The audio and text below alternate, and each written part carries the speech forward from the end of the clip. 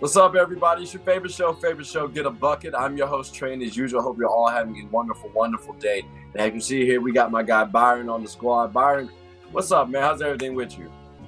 Man, it's all right, man. You know, coaching high school football right now, Flint Hill High School and Oakland, VA. The guys are playing hard, you know, we're getting back to it.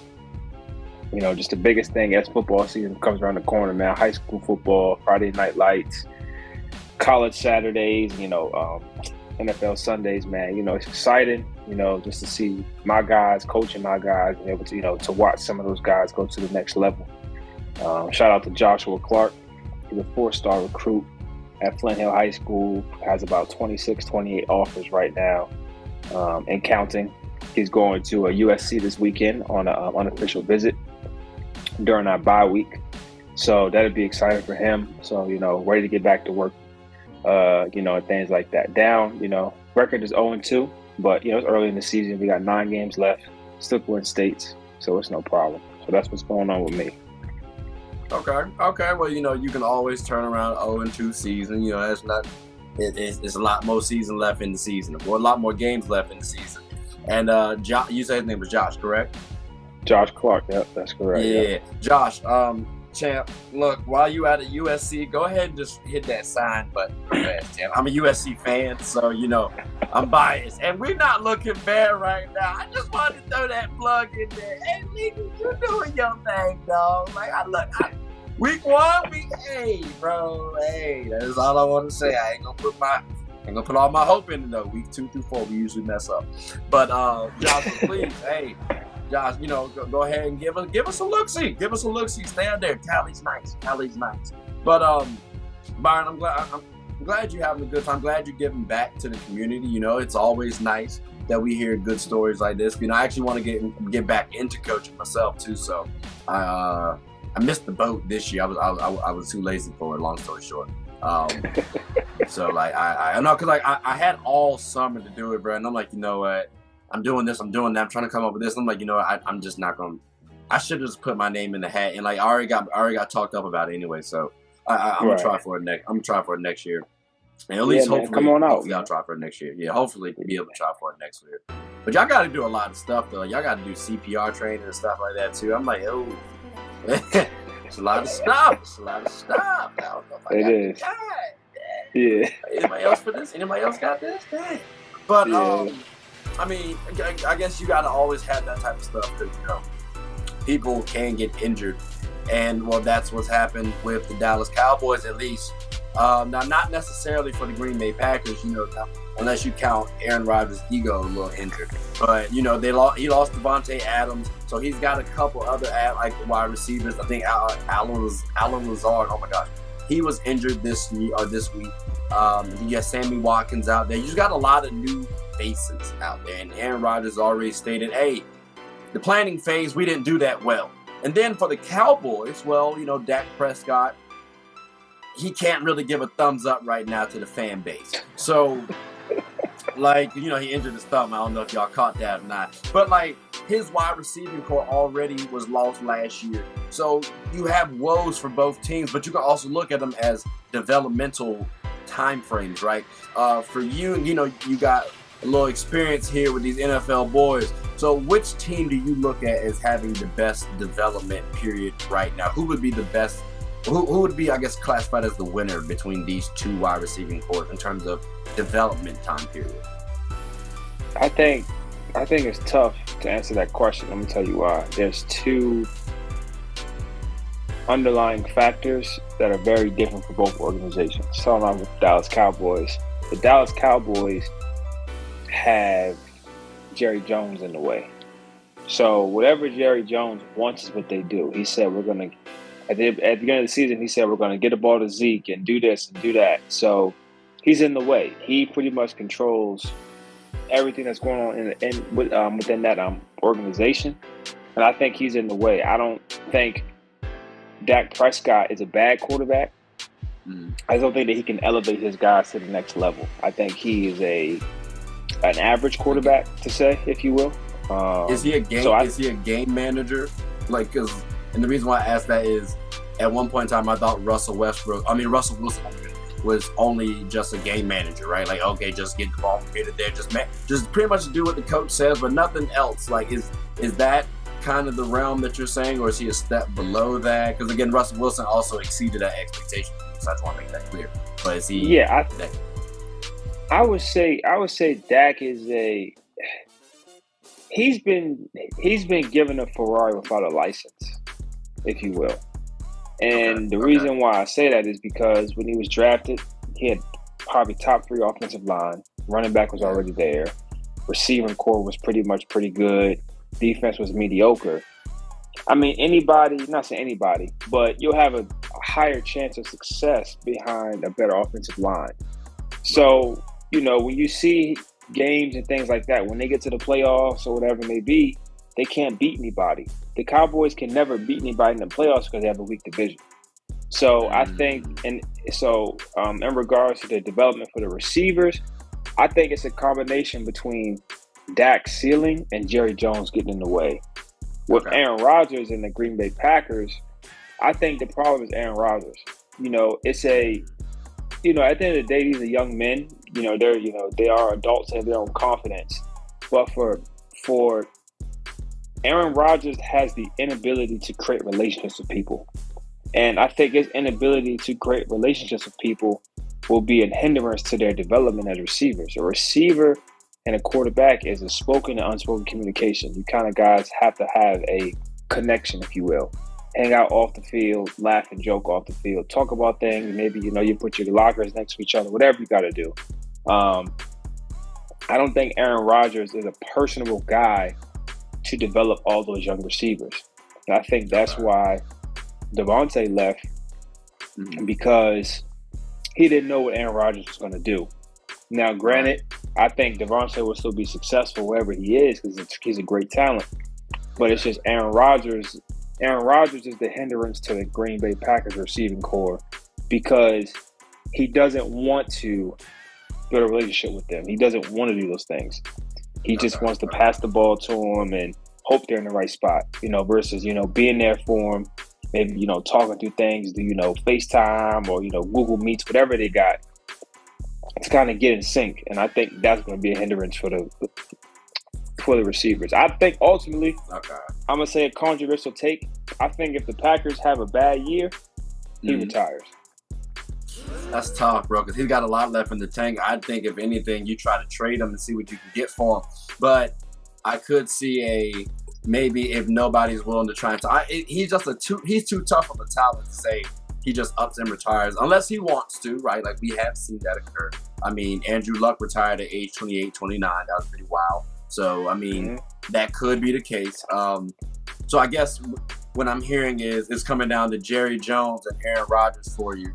And I guess, would you say, like, if you had to choose one, right? If you had to choose one, which one would you at least lean on in terms of the winner, quote unquote?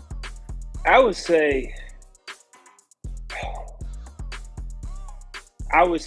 Cowboys because because I'm from the outside looking in, but I do believe Dak is a better leader than Aaron Rodgers, and ultimately Jerry Jones isn't on the field playing. So I think but he does control. He does control who hits the field, though. He does control who hits it, but there's so many injuries. They have so many opportunities to become successful. I would say the winner is definitely the Cowboys in regards to the potential development, just because Aaron Rodgers is on the field and this guy doesn't trust you. So you got him probably speaking underneath his breath, body language, things like that, kind of what you see, and it kind of just probably just deters their relationship. If I had to guess, just playing receiver, right? If you play with a quarterback who you don't trust or vice versa, you may not run your route as hard. You may not, kind of see what they see because it's all the timing thing. Playing receiver and playing quarterback is all the timing thing. That's why they say Joe Montana and Jerry Rice could throw passes up in the dark. I don't know how true that is, but they said that their connection was that great that they can go out to a pitch black field and connect. And I think that's the biggest thing. It's all about connection. It's all about connection and relationships. And I think Aaron Rodgers struggles on that. So that's why I have to lean with the Cowboys. Okay. I mean, I will give you this. As crappy as the Cowboys have been, this is not a shot at the Cowboys. Trust me, people. Y'all had talent. You just haven't made the best out of it. He is a nice guy from what it looks like. Like, he's personable. People like him. So I'll give you that. And Aaron Rodgers has not had that success from the likeness standpoint. I'll give you that. Now, I'm glad you mentioned, timing and wide receivers and quarterbacks. There's got to be some sort of a relationship. Because moving on to the next topic here, we got the Seattle Seahawks. Now, they did beat Russell Wilson and the Denver Broncos, so they spoiled his debut. I'm sure, Russell did just fine going back home to Sierra. Like, I'm sure he's just happy. But I'm sure he's okay, Seattle fan. But was this a good Geno Smith? Or was it a good Metcalf and Lockett? Because, I've had both of those wide receivers on my team, Metcalf and Lockett, and they brought me some points. And then I've had Geno as a backup because really nobody else I had to pick up. So, that's the expectations coming into the game. But they played well, and Geno's been getting raved about. So, was this game good Geno or good wide receiving core? And then would you expect that perception to stay the same or change going forward throughout the season? I think it's Geno. I think I was watching the game live. He was hitting a lot of reads, man. He was putting the ball where it needed to be on time, whether it be a seam read, scrambling, getting out of the pocket, keeping his eyes downfield, making plays, He had the tight end who scored, I think, 2 touchdowns and 1 touchdown. Twice. I think 2 tight ends scored that game. So, I mean, he was hitting guys all around the field. So, I would have to give I would have to tip my hat off to Geno Smith. I think he played a great game. Can he build upon it? I hope so. He's a black guy. I'm a black guy. He's a black quarterback. So, I got to cheer for him. I got to root for him. Hope as much success as possible comes with him. So, I'm going to give him all the credit. I think he put his position. I think he put his team in position to win the game, and they did. So I would say it's more Geno than it's Lockett and Metcalf. Okay. Now, do you expect the Seahawks? Because you're saying it's a good Geno and it's going to be a good Geno going forward. So would you expect then the Seahawks to make it to the playoffs? No. That's okay. No.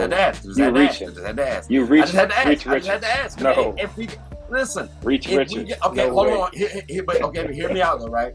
So we got Pete Carroll, who again, y'all know I'm a Trojan fan, right? So he's a solid coach, and we've seen what that team can do with a respectable QB. So, I mean, it's not out of the realm of possibility to say, if you have a good Geno Smith, Geno, he got some wheels on him too. He not Lamar Jackson out here, but he can boogie. He can run on the field. So, I mean, you got these 2 studs at wide receiver. You got a good Geno. You might be able to make something shake because you got a good quarterback. You got a good coach too with a respectable defense. No, stop it right there. This is the NFC West. Listen, this is the NFC West. You have the Cardinals, you have the Rams, you have the 49ers. But the Cardinals just look like trash.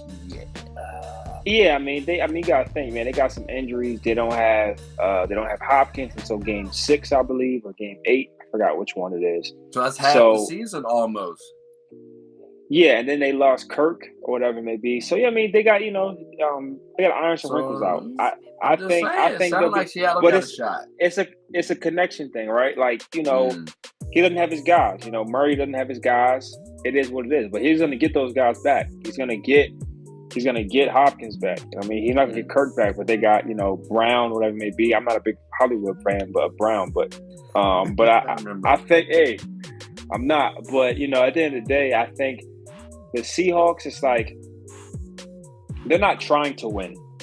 They're not trying to win because they want to go get a Bryce Young or the guy from Kentucky, either one of those guys. So I don't think they're intentionally trying to win. I think the most games that they win this season is 4.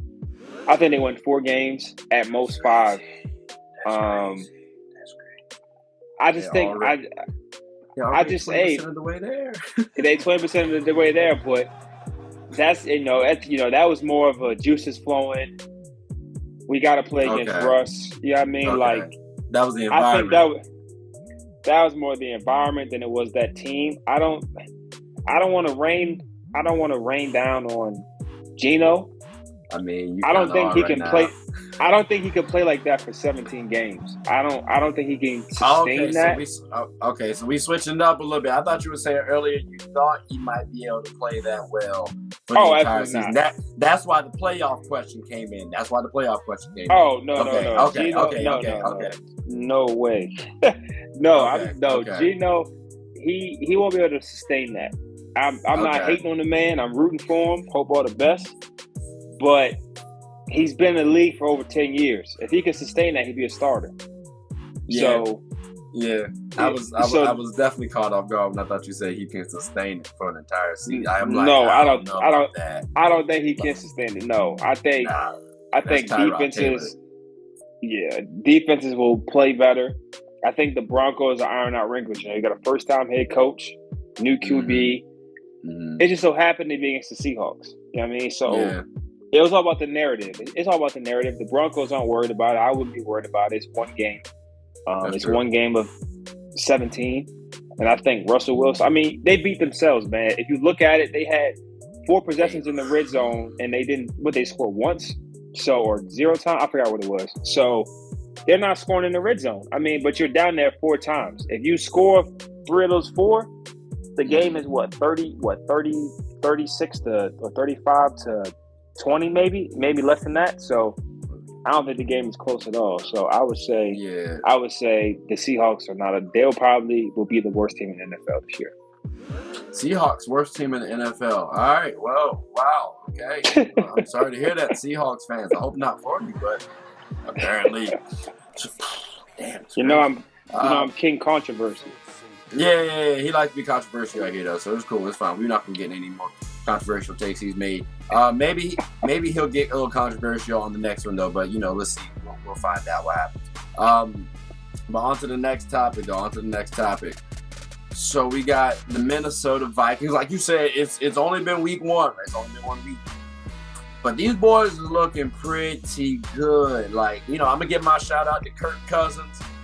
You did your thing out there, champ. You did your thing out there. And then your wide receiving core.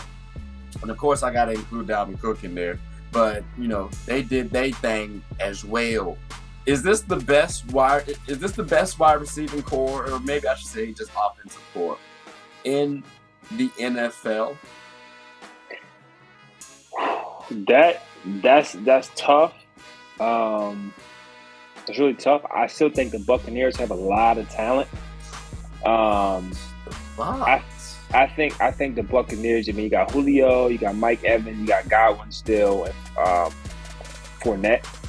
So and you got Brady, right? He's the smartest, the most cerebral quarterback of all time. So, I think that team is pretty talented offensively.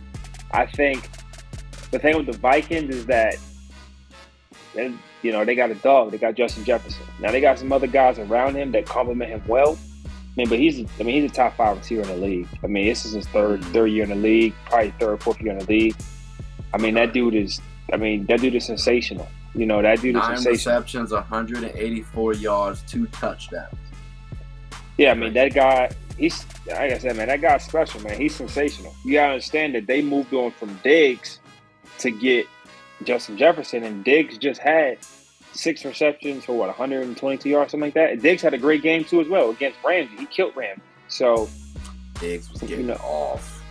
You see what I'm saying? Yeah, so it's like, yeah, they got off. So it's like, I mean, so if they move off of one All-Pro guy to another All-Pro guy, it just shows how talented that Justin Jefferson is. So I would say that the Vikings are not the best offensive core. I think the Bills are very good just because they have a great quarterback, great receivers. They got the other guy who did pretty well. I forgot his last name. I think that's Williams. I forgot.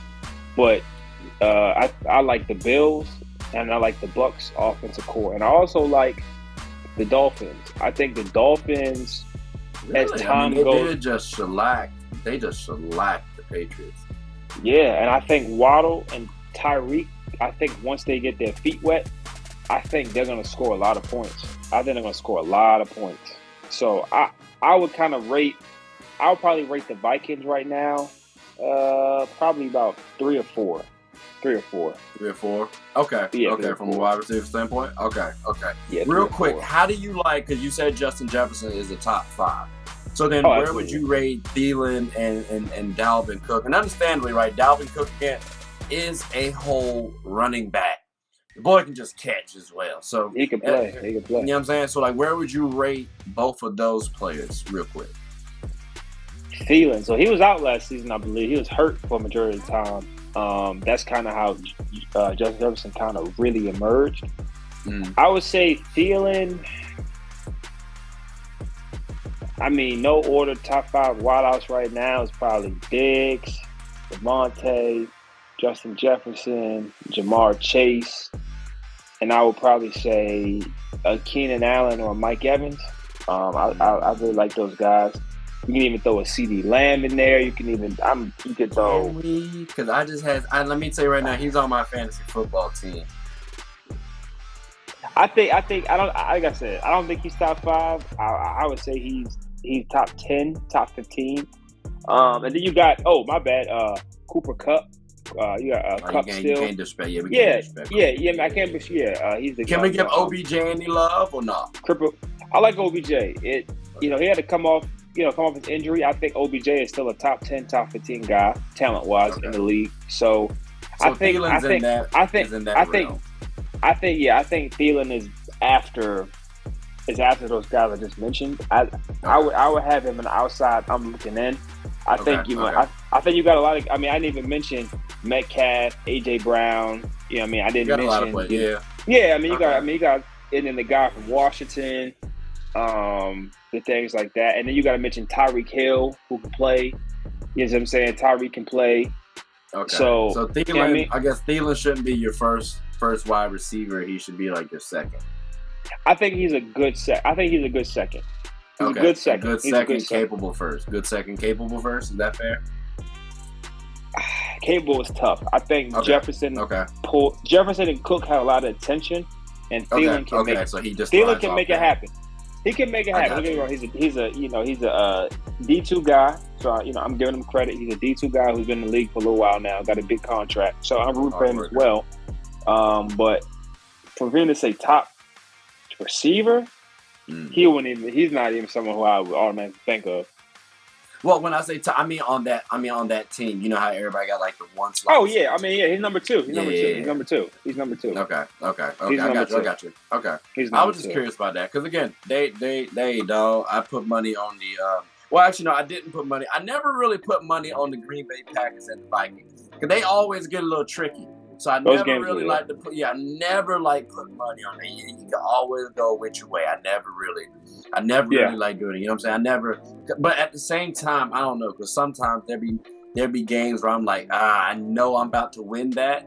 So it feels like I'm about to it feels like I'm turning down money. It feels like I'm Lamar Jackson out here. Just not as bad though, because he got a 5-year, $250 million contract. Now, 133 of that was going to be guaranteed. So that's more than half, right? And he turned it down. Is it smart on his part to turn that thing down? What's your thoughts? Because I wouldn't. I get it. 133 million guaranteed is a lot of money. How much is Mahomes guaranteed? I think that's the question. We ain't worried about Mahomes right now. All I know is I'm gonna fake an MCL injury after I sign that contract, and I ain't gonna play no more. You're not nothing wrong with you, but I would say, man, Lamar is a generational talent. Talent. I think, like I said a couple weeks ago, I think I'm a Ravens fan. I think the Ravens are doing Lamar a disservice because the history of the Ravens has always been ground and pound and defense. They've never had one Pro Bowl receiver. And the 26 years, whatever, of the organization, the years that they've been formed, they haven't had one Pro Bowl receiver. So if I'm Lamar, would I turn that down? I think it's dependent upon what he believes that he thinks that he deserves. I think if he knows his worth, and he understands that's on him. I can't tell you he's right or wrong. Would I have done it? I've turned down money before, not $133 million. But I mean, I've turned down, perfect example, when a job comes to you and offers you a salary, right? Hey, we want to give you this salary. Always turn it down. Rule number one, always negotiate 5 to 7% more than what they're offering you. Negotiate that, right? So I would say, granted, the season is running and he's playing football and he had a good game. It's a risk of injury. It is a risk of injury. But I think it's a good move on his part. If that's what Lamar believes is the right thing to do, Lamar, it's hey, at the end of the day, you don't want it to turn into a what's the name situation, Dennis Schroeder situation, because Schroeder's an idiot. Okay, I mean, Dennis Schroeder's an idiot because that dude was like, nah. Yeah, then now he'll never get paid nowhere near. Yeah, he's got to do some serious hooping if he wants to get to that, and I do not foresee that. I don't expect that. No, not at all. Here's my thing though, with Lamar, right? And so we getting the $133 guaranteed. Patty Mahomes with that 10, 12-year contract, whatever that boy got. When I looked it up, he getting the $141 guaranteed. I'm like, if I'm Lamar, that's $8 million off. Like, I would have accepted it. Yeah, I take that. I would take that so fast. But isn't Mahomes' deal $500 million? His is also over 12 years though. This is talking about a 5-year deal. So it's like if I double. Oh yeah, I would have took that. Oh yeah, there's no way I would have turned that down. That's what I'm saying. So like now, unless my resources and numbers are wrong, and if they are, I apologize. But a $141 over 12 and a $133 over 5. Yeah, I'm taking that. The $33 over 5. Like that's easy. Yeah, I'm taking that. Yeah. I you know what I'm saying? I do not want to speak this into existence. Knock on wood, all that good stuff. But this man does come rather close to getting his ass knocked out on the court, on the field. Like, and all it takes is one hit, bro. So I wish him the best athletic year possible. Absolutely. And actually, you know what? The best next. You know what? Just play good enough. I want you to save the best, but when you're in a good enough situation to win the Super Bowl, I don't know if you're gonna do that on the Ravens. But I just hope he don't get injured because he's a generational talent. I told you, I'm higher on Lamar Jackson as a talent than I am Patrick Mahomes. Easy. I will say that all day, every day. He's more athletic. And the year that I saw the boy throwing the ball, it looked pretty accurate. So I know we can get to that point. And at that point, I'm like, he's the best player in the NFL, the best player. So I'm right. Him and Aaron Donald are. I think so. Hear me out. Aaron is a monster, and I haven't played football, so like I'm asking this is me asking, right? I think the most dangerous cat on the NFL, like who could ever cross the NFL field, is somebody who could be like Lamar Jackson, because he can control the game, he can run when he wants to, and he can throw with accuracy. Like that's scary to me. The only thing is he just needs weapons. Aaron Donald has his weapons, it appears, and Lamar does not. That's the only reason why I give him the nod. Is that fair to say, or like why do you lean Aaron Donald? Give me a run. Both of their impacts are. Oh yeah. We nitpicking right now. Yeah, we nitpicking. Both of their impacts are second to none. I would say. Lamar is the most dynamic. He's one of the most dynamic players I've ever seen. I think the greatest football player and athlete of all time is actually Deion Sanders. I think Deion's impact on the game, offense, defense, special teams, all three phases of the game, He can score. He can impact it. He can score. He could shut something down. He can go run a kickback. He can change the tide at any moment in That's fair. all three facets. I think Dion is the greatest football player and athlete of all time because of baseball and everything like that. But what I will say is that in the present NFL, Lamar can completely impact an offense and can change the game at any moment. But also, too, Aaron Donald can stop you in the run and the pass. He can shut down your entire offense if you don't let him, because the game is won and lost in the trenches. Yeah. Period. Being a football player, I know that. I never played offensive line except when I played tight end when I was like 8 years old. But a game is won and lost in the trenches. If you can't stop someone from rushing you, or if they can't get off of blocks, you control everything. And I think the moment you've seen Aaron Donald not get double teamed in the Super Bowl, you've seen him immediately make an impact. Immediately he made an impact. You know, he had 2 big plays back to back that won him the Super Bowl, basically. Right? Yeah. So it's one of those things where Lamar is dynamic, and I'm not saying he's not top 3 in the NFL, because he is. He's a top 3 impactful player in the NFL right now. And talent wise, I mean, he's probably the most talented. But if I had to have someone on my team, I would have to say Aaron Donald, just because the game is won and lost in the trenches. And I'm an offensive guy. I love offense, but a game is won and lost in the trenches, man. I mean, even back to the high school football game that we just had this past weekend, they were running a triple option. We run a spread, they run a triple option. They scored by halfback dive, triple option, right? Physicality. They won up front. You know, we're trying to get the ball out wide, throw the ball deep. They're just lining up, handing the ball off. Okay. Right? So it's like, game is won and lost, because that will wear you down. That will wear you down. So I would say I would rather have, and I'm a Ravens fan, I would rather have Aaron Donald. I love Lamar. I wouldn't trade him for the world, but I would rather have Aaron Donald just because he can change. He can screw up everything. He can ruin everything for you. He can ruin the entire game. That's fair. That's fair. Corners can play press coverage. They don't have to blitz.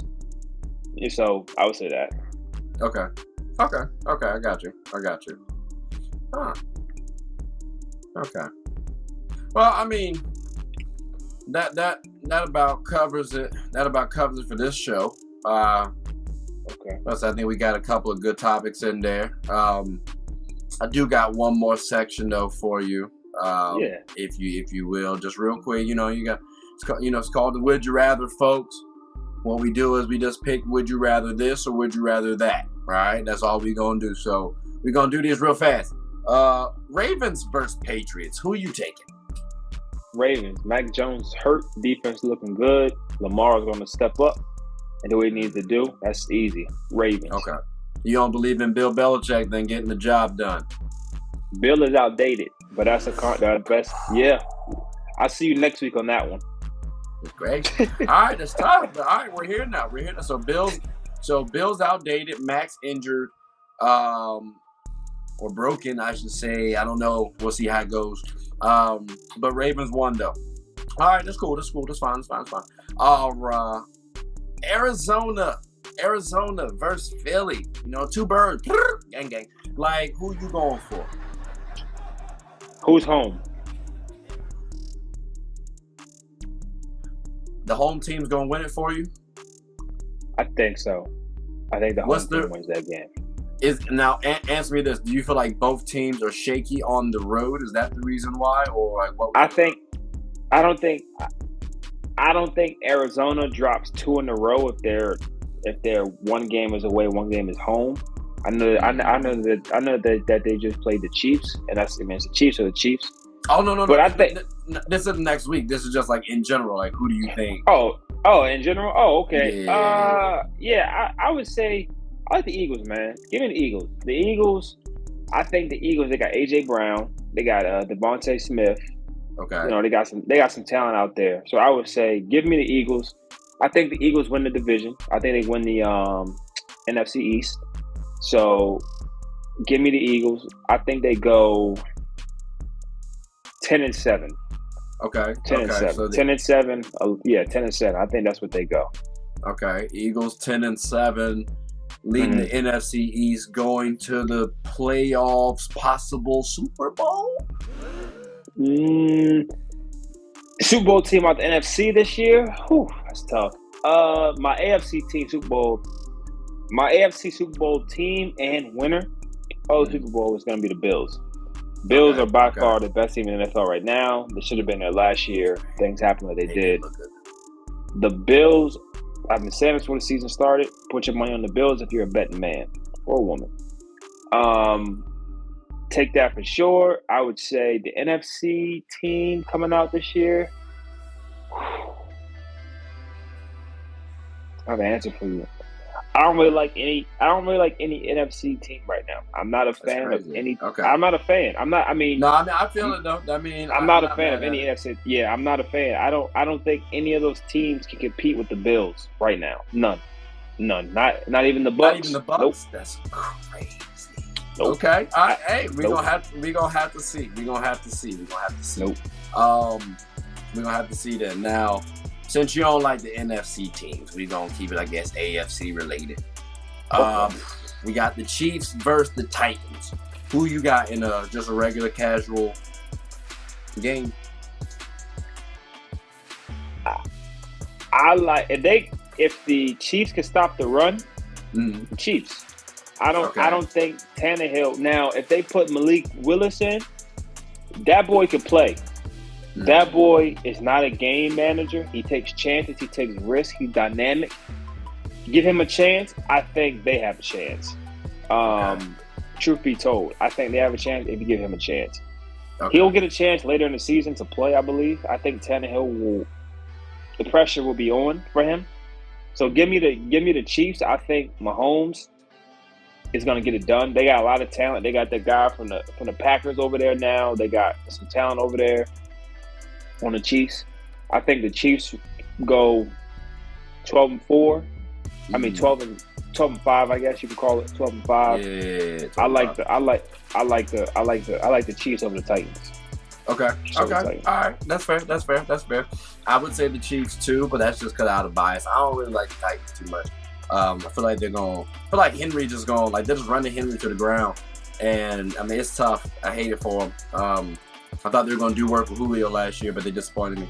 Sorry. I'm not really the biggest fan of the Titans right now. Can't be. Yeah. Now, the last one, final one. And I know you don't like the NFC, but I feel like we got to pay these boys some respects.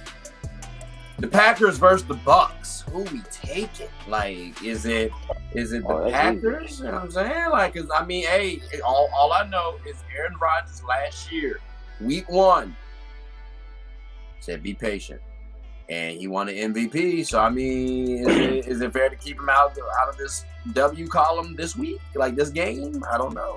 What's your thoughts? Yeah, I think the Packers have a down year. I think it's too much. It was too much. I mean, I would turn on the TV and every time I hear Aaron Rodgers. I don't think Aaron Rodgers. I think Aaron Rodgers is the most talked about quarterback and has won the least. That's great. They talk Aaron Rodgers so much. He's won MVPs. He hasn't won a Super Bowl since the late 2000s. Or early 2000s, I should say. Like, when was it? 2008 or 9? I forgot when it was. He hasn't won a Super Bowl in long as he's been in the league. I think for him and the Packers, they're not in sync. They don't trust one another. And football is a trust game. You got to trust the coach to call the right play, trust the player to execute the play, and then trust the guys around you to do their 111 or essentially do their job. I don't think the Packers trust each other. Okay. I don't think the Packers trust each other, and I think that's going to be their Achilles heel moving forward. Is that if Aaron Rodgers doesn't come out of his shell and become a personable guy with these guys, a genuine and organic relationship, I think that team is going to suffer major. Offensively, defense, they'll be fine. Their defense is very good. Offensively, I think they will struggle. The Vikings don't have a great defense, at all. They have some guys. Harrison Smith, I like Harrison Smith. But the Vikings defense is not supreme. And since the playoff game last year, they've only scored one touchdown. Now it's only week 1, but they've scored one. They've scored one touchdown in the last 2 games, offensive touchdown. So offense is not looking good right now. It's not. It's not. It's not. You're only as good as your last, and I think their last is pretty bad. Their last is pretty bad. That's fair. That's fair. Like I said, though, bad. He has turned things around. So I would love to say Aaron Rodgers, but I do think again Aaron Rodgers is the better talent. But for whatever reason, I do feel like Tom Brady's a better leader, and as a result, that's probably going to get the job done. Plus, he does still have the weapons to get that job done. Again, Aaron Rodgers is better than Tom Brady talent for me, but leadership, intangibles, I kind of lean with Tom. So I'm not mad at that pick. I wouldn't be surprised though if the Packers actually beat the Bucs, or like personally, just because I think again Aaron Rodgers I do think has that talent. And I don't think his wide receivers are that trash, right? Like I still like Allen Lazard. I think he's gonna be cool. He gonna rattle off about, I don't know, maybe about 15 points a week. I'm just talking about from fantasy perspective, please, because he's on my squad. But I think they'll be fine though, long term. It could be a down year though, because you did lose a lot. But I think we both are going with the Bucs on this one. It sounds like they will be winning that, so that's cool. That's fine. Understand. That ends the Would You Rather segment, and that pretty much concludes the show, ladies and gentlemen. I apologize, Byron, for going over about 10 minutes or some change. Though I did try to say I was going to get this in 30, so I apologize for that. But I definitely appreciate you for going over a little bit more. Do you have anything you want to say before we close up shop? Yeah, man. To all the teams that are playing, I know it's WNBA Finals coming up. So good luck to those ladies who are playing. May the best team win, as always. Tune in, guys, ladies and gents, to watch them, support them. I think it's big, to support our women in sports. They work as hard as men do. And I think that they deserve the respect for their craft. They take a lot of time to, perfect their craft. So let's take it, let's watch it. It's on TV, online, whatever. Watch it, take those guys out, and, just cheer them on. That's it. Yeah.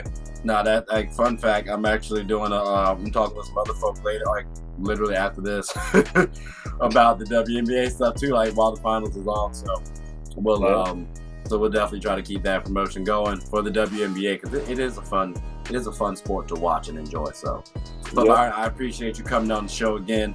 And I'm gonna let you get back to your meeting, bro. I didn't want to take up too much of time, bro. As y'all can see, he got a lot of big things going out there. Y'all peep the Deloitte shirt on. He just had some cash. It's fine. Pop the Big Four. It's cool. He bougie out here now. It's all good, man. I appreciate you having me, man. Nah, appreciate you. All right, ladies and gentlemen. Man. Hope you all have a good one, and take care. Take care.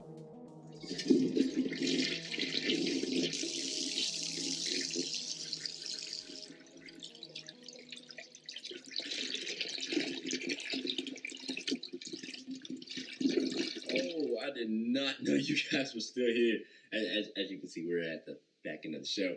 No pun intended, but look, hope you all enjoyed it. And before you go, please subscribe to the YouTube channel, follow the IG account, share the content to anybody who's anybody. And most importantly, leave your thoughts and comments below. But I got to go back and play Buddy in 2K, so let me unmute him real quick. Excuse me.